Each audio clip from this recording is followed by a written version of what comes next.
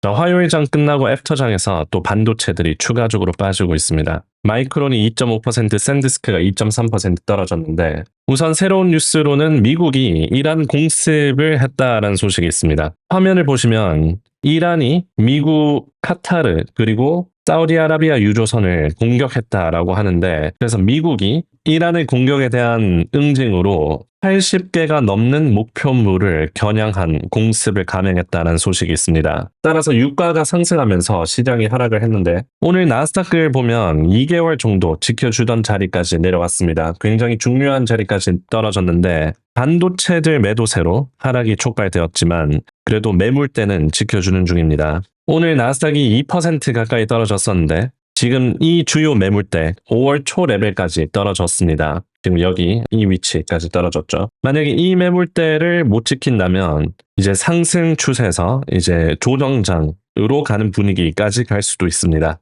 오늘 장중에 나스닥이 마이너스 2%에서 거의 마이너스 1% 위까지 회복을 했었습니다. 하지만 미국이 사우디아라비아랑 카타르에서 이란이 호르무즈 해협을 통과 중이던 유조선들을 공격한 거에 대한 책임을 물으면서 특히 또 미국 재무부에서 이란 원유 판매에 대한 제재를 풀었었다가 다시 그거를 철회하면서 유가가 5%까지 상승했습니다. 이란 측에서 협상을 해주는 카타르 중립국의 유조선에게 미사일을 날린 상황에 대해서 카타르랑 사우디랑 둘 다 이번 공격에 대한 책임을 물을 것이다 라고 얘기를 했습니다. 그래서 지정학적 이슈가 상승하면서 안 그래도 반도체들이 빠지고 있는데 이런 이란 문제가 다시 제기되면서 시장이 하락을 했습니다. 그리고 마이크론이 장중 고점에서 끝났는데 오늘 많이 떨어졌었죠. 8% 가까이 떨어졌었는데 그래도 저가 매수하려고 하는 그런 수요가 보였습니다. 국장에서 SK하이닉스 그리고 삼성전자가 반등을 하는지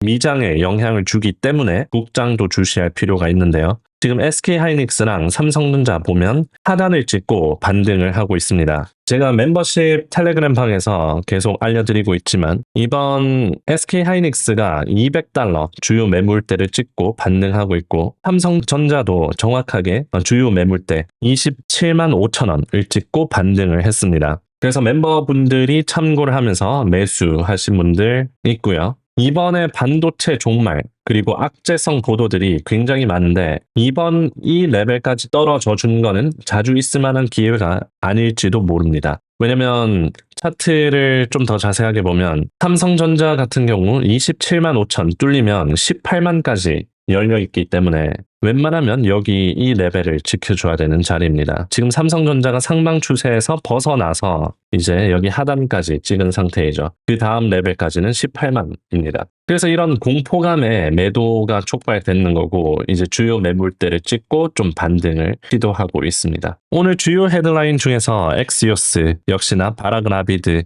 기자가 이란이 호르무즈 해협에 지나가고 있던 유조선을 공격하고 난 뒤로 미국이 이란에 대한 석유 수출 면제 조치를 철회했다고 합니다. 이게 뭐냐면 이란이 다른 국가들에게 석유를 팔 수 있는 권한을 줬었는데 그 권한을 다시 빼앗으면서 이란이 다른 국가들에게 원유를 못 팔게 되었습니다. 팔기가 어렵게 되었습니다. 그렇게 되면 시장에 있는 원유가 공급이 줄어들면서 가격이 올라가죠. 트럼프 행정부는 화요일에 이란과의 양해각서 일환으로 이란이 석유 판매를 허용했던 임시 면제 조치를 철회했다고 재무부가 발표했습니다. 이 뜻은 이 양해각서의 일환이었는데 이 협상까지 잘 안 되고 있다는 걸 시사할 수도 있죠. 그래서 유가 보시면 이제 딱 70을 찍고 반등을 하고 있습니다. 이렇게 되면 또 물가지수 상승 우려가 생길 수도 있고요. 물가지수가 오르면 연준에서 금리를 인상해야 될 수도 있습니다. 이제 7월 말 되면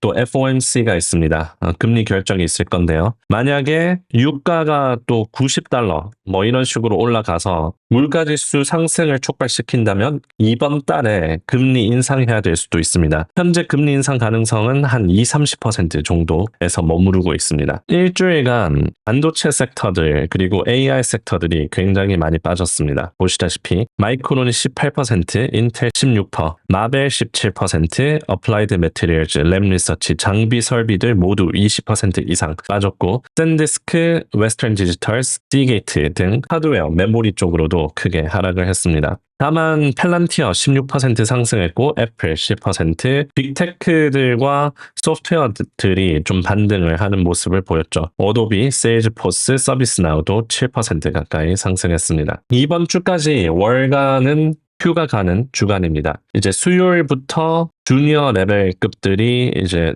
일을 하러 돌아오고 다음 주부터는 이제 대부분의 월가가 다시 일을 하기 시작합니다. 그러면서 거래량 또 나올 수 있겠죠. 그래서 현재 시나리오로 봤을 때는 반도체들이 이렇게 크게 하락을 했고 SK하이닉스가 금요일에 미국에 상장이 되는데 지금 공모가 굉장히 수요가 높다고 합니다. 그래서 다음 주에 월가가 다시 돌아오면서 크게 떨어져 있던 거의 4분의 1 토막이 난 반도체들에 대한 매수가 있는지 확인해 보는 것도 좋은 시나리오가 될 것 같습니다. 자, 제 유튜브 멤버십에서 더 명확하게 설명을 해드리고 있습니다. 테슬라 움직임이 최근에 굉장히 마찬가지로 컸었죠. 인도량도 나오고 변동성이 컸었는데 지난주 목요일에 테슬라를 392에서 매수하면 좋을 거다라고 말씀드렸고 420달러 근처까지 올라갔습니다. 그리고 다음 저항선 415까지 갔다가 약간 눌림이 나올 수 있다고 말씀드렸는데